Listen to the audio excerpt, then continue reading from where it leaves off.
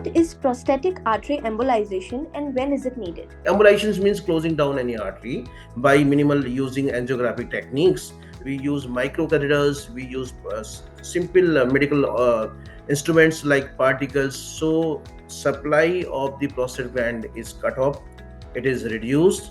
So when the blood supply of prostate gland is reduced, it starts increasing size and the symptoms of BPS, benign prostatic hyperplasia, is improved. Why, in your opinion, is a prosthetic artery embolization better than the conventional management modality for BPH? When it is absolutely needed, when the patient is very old, they can't go for the surgery, and when the patient is not fit for the general anesthesia, they can't go for the general anesthesia surgery.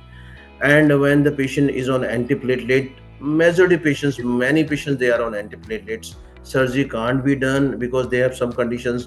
Someone has a stroke, someone has a stent in the hearts, so they can't go ahead with the surgery because the risk of bleeding. So in those patients, it is absolutely recommended that the minimal invasive treatment, prostate artery embolization, should be done without any fear of giving anesthesia, without any fear of bleeding, without any fear of long stay to the hospitals. But yes, other populations, now it is increasing trend. The patients are going for the prostate artery embolizations, and it is very good modality because it is minimal invasive and it's a daycare process.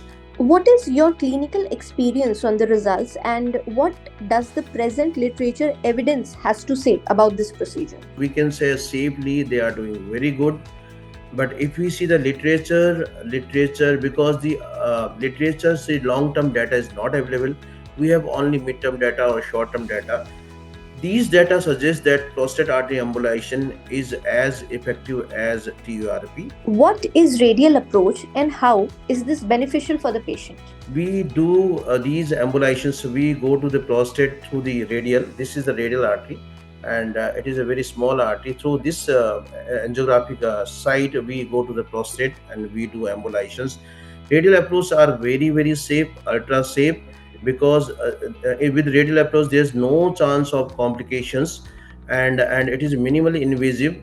When we do angiography through the femoral approach through the thigh, then the patient has to lie down for a long hours. He has to lie down for 6 hours, but through the transradial, patient can walk from the cath level table after the process. So that's why radial approach is preferable. What is the message you would want to give to general physicians about managing the patients in their OPD settings once this procedure has been done by an interventional radiologist? Symptoms are very classical, like frequency, urgency, and like nocturnia, and in extreme conditions, retention of urines. There should be no urinary infections.